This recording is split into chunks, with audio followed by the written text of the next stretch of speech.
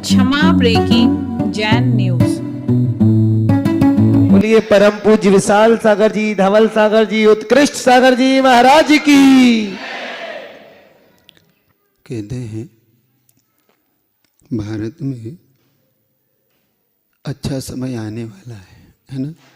अच्छा समय आने वाला है, अच्छे दिन आने वाले हैं।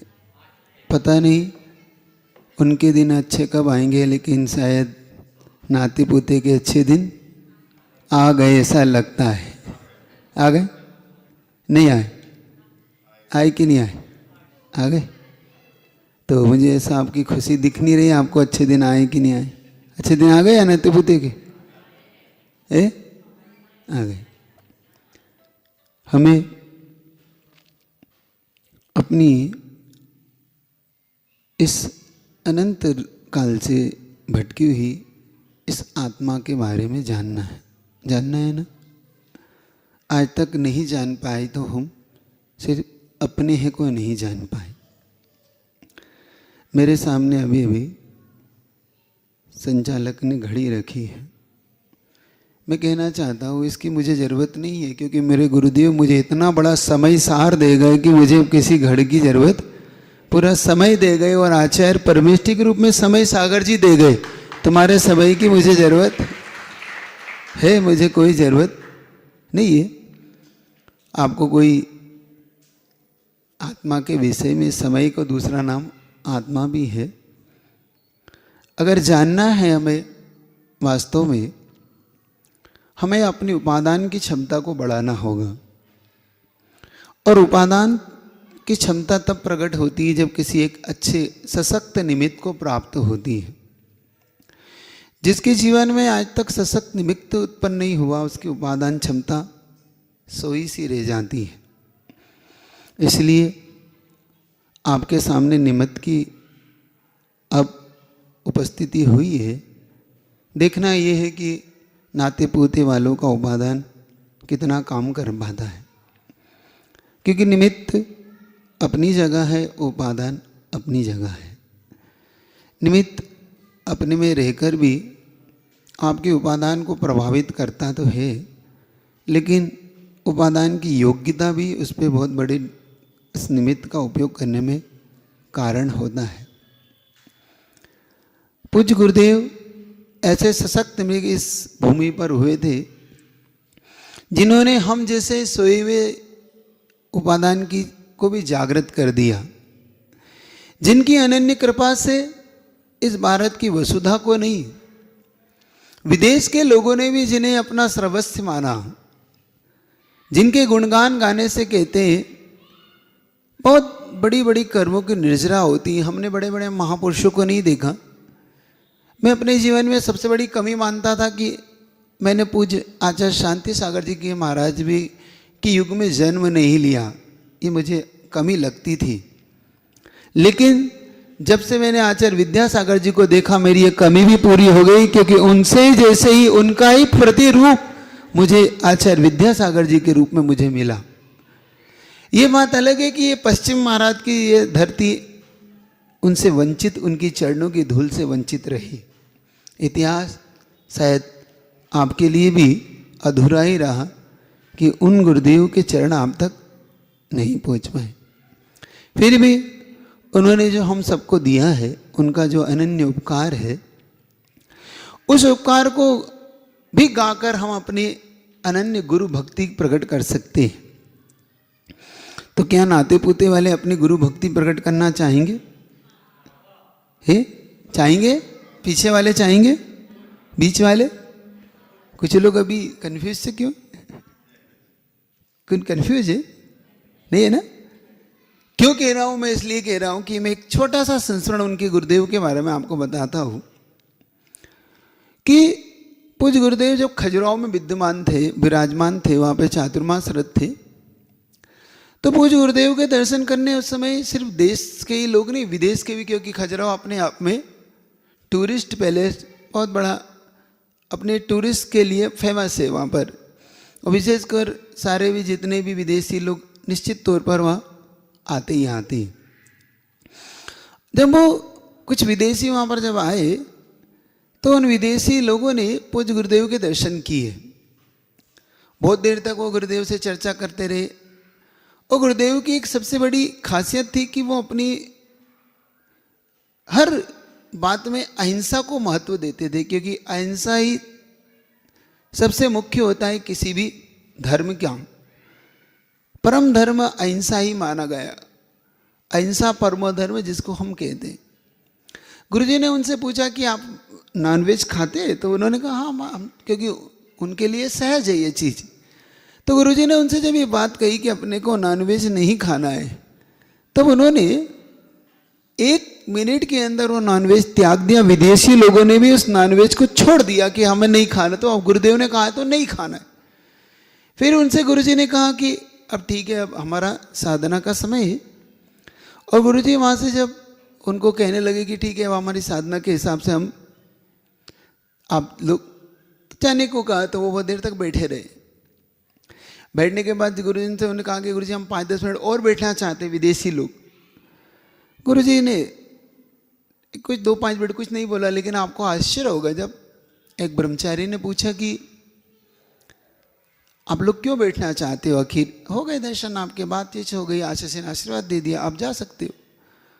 सबसे बड़ा आश्चर्यचकित था मैं जब उन्होंने अगली लाइन कही। वो सबसे ज़्यादा इस जिन शासन को गौरवान्वित करती है और सबसे ज़्यादा हम सबके लिए उनका वैल्यू बताती है कि गुरुदेव की वैल्यू हम जो समझते उससे भी बढ़ के लोगों के दिमाग में है उनकी छवि।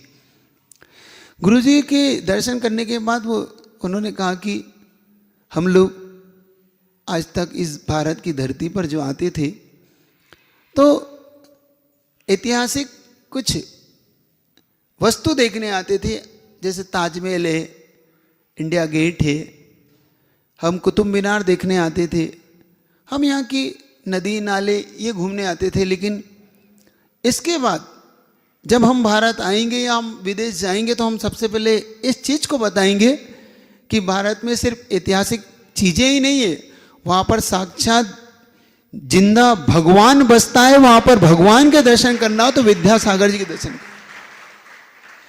ऐसी महान आत्मा जिनके दर्शन करने का हम सब सौभाग्य पाया, नाते पुते ने पाया। उनका दर्शन कितने लोगों ने किए? आप में से अधिकतम लोगों ने उनके दर्शन किए। कितने लोगों ने आहार दान दिया? देखो कितने लोग हैं जिन्होंने 1 या 2-4 लोग जिन्होंने आहार दान दिया। सोचो कि उनके हाथ में एक ग्रास भी हम नहीं रख पाए और हमारे बीच में से हमारा भगवान चला गया, क्योंकि आचार्य कुंदकुंद महाराज ने उन्हें चलता फिरता सिद्ध और चलता फिरता भगवान कहा है। इस श्रमण संस्कृति में उन्नायक जो निर्विवादित ऐसे आचार्य कुंदकुंद महाराज जब कहते हैं कि ऐसा जीव अनंत कालों में भी उत्पन्न होना बड़ा कठिन होता है, ऐसी महान आत्मा उत्पन्न हुई अपने बीच में, लेकिन हम कितने सौभाग्यशाली रहे, ये तो बात का विषय है।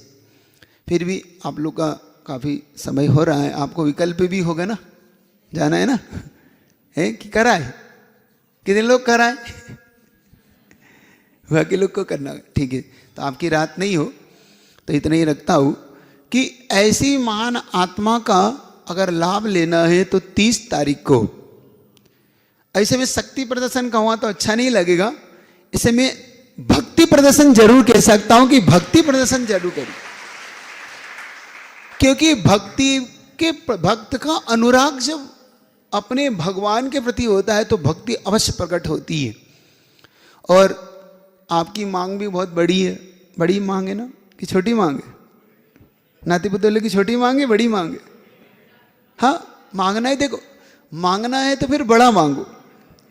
उन्हें जिन्हें वो मांगना भी नहीं आता उन्हें मिलता भी नहीं है। मिलता उसे जिसे मांगना आता और उसे लेना आता, वो अधिकार होता है जिसके पास। तो ठीक है, तो अभी तो इतना ही रखता हूँ। अब कल से आपका कैसा प्रोग्राम सेट करना आप बताओ। सुबह कितनी बजे से करना है? 8:30 से रखे? 8 बजे से रख ले? कहाँ से रखना है? प्रवचनी से रखना है? इसी सभा से रख ले? शाम की जिज्ञासा करते हैं, कहाँ से रखना? प्रच्छना करना है? आप लोग प्रच्छना करेंगे यहाँ के लोग?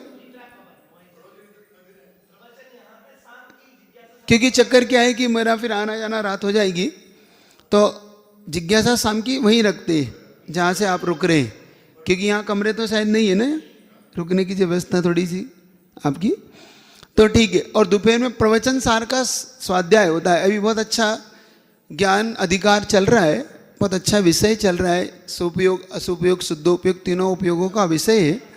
तो जिसको भी इसका लाभ लेना हो प्रवचन सार का, तो उसकी चर्चा दोपहर में कर लेंगे। फिर और भी किसी को पढ़ना हो तो जैसा आपको अपना अध्ययन करना हो तो बता दें, ठीक है। और कुछ आपको सुबह से तो युवा लोग यहाँ पे मुनि महाराज की इस साधना में सहयोग करेंगे, युवा लोग करेंगे सुबह से। तो सुबह से 6 बजे 6:15 बजे जंगल का अपन लोग जाने के लिए युवा लोग साथ रहेंगे ना, तो 10-20 लोग। फिर आठचर्या के समय भी जैसे आपके कहाँ दूर हो पास उसकी आप लोग अपनी एक थोड़ा सा कर लेना तो महाराज जी की साधना में। और सुबह 8 की 8:15 पे रखना कि 8 बजे रखना है ना, 8 सवा 8 का समय दिया, 8 बजे कहते हो 8:15 तक थोड़ा मंगलाचरण वगैरह होकर 8:15 से तो 9:15 तक पूरा हो जाएगा। और 9:15 के बाद फिर आठचर्या के समय हो जाएगा, तो आपका राइट टाइम सारे काम हो जाएंगे, ठीक है। तो सांगली वाले भी कह रहे थे हम भी आएंगे, बारामती वाले भी कह रहे शायद हम भी आएंगे, और भी बहुत लोग आएंगे। तो ऐसा ना हो कि भक्ति प्रदर्शन में भी आप पीछे हो जाओ, पीछे तो नहीं रहेंगे नाते पुते वाले, क्योंकि नाते पुते का बहुत दिन से नाम सुन रहा हूँ।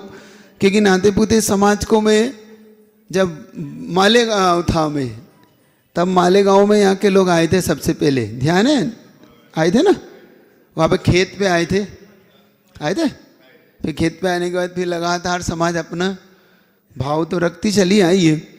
अब देखना है कि किसको क्या मिलता है, किसके पुण्य में क्या है। अब आपकी भक्ति ही आपको दिला सकती है, क्योंकि जो भक्ति करना जानता है वो सब कुछ करना जानता है। आप लोग एक बात याद रखो, और जो भक्ति भी नहीं जानता, जो वैल्यू नहीं जानता गुरु की, कुछ भी नहीं जानता, बहुत सी चीज़ें आपको स्वाध्याय का आनंद भी मिलेगा। बहुत सी ऐसे जो आपके मन में प्रश्न हैं, कुछ ऐसी भूलें हैं भी हो जाती हैं जिन भूल का सुधार होना चाहिए, तो उसको बैठकर आगम के परिप्रेक्ष्य में हमें सुनना और समझना है। किसी प्रकार का हठाग्रह अपने को नहीं रखना। मेरे मन में एक ही चीज़ रहती है कि गुरुदेव ने जिस को छान कर हमें दिया है ना, उन चीज़ों को आप तक दे सकूं। कुंद महाराज का सही आशय जब तक रहस्य नहीं खुलता तब तक हम उससे वंचित रह जाते हैं। हम पढ़ते जरूर हैं कुंद महाराज के उस आशय को, लेकिन हम कितना समझते हैं ये एक बात। दूसरी बात ये कि गुरुमुख से ही होता है, क्योंकि जिसने उसे जिया है, जिसने उसे पिया है, जिसने उसे आत्मसात किया है, वो सब कुछ उनके मुख से ही, क्योंकि संयमी ही संयमी की भाषा को समझता है ना, क्योंकि व्यापारी की भाषा समझता है ना, समझता है ना। तो आप लोग महान आत्मा ऐसे कुंद महाराज की भाषा को समझिए, पढ़िए, सुनिए। बहुत अच्छा है, महाराज ने सब कुछ खोला है, स्पष्ट है। तो इतना ही आपका समय हो रहा है, इतना ही रखता हूँ। तो इसके बाद अगर कुछ करना है तो कितने बजे करना है? 6:45 पे भक्ति रख लें। आप आ जाओगे, आधे पौन घंटे में आ जाओगे, तो 6:45 पे भक्ति वही रखेंगे सीधा उस भवन में, वितराग भवन में। तो 6:45 बजे तक भक्ति वहीं होगी। फिर अगर समय मिला तो 10-20 मिनट का प्रच्छना भी जैसा होगा वहीं पर करेंगे, ठीक है। बोलिए आचार्य गुरुदेव विद्यासागर जी महाराज की।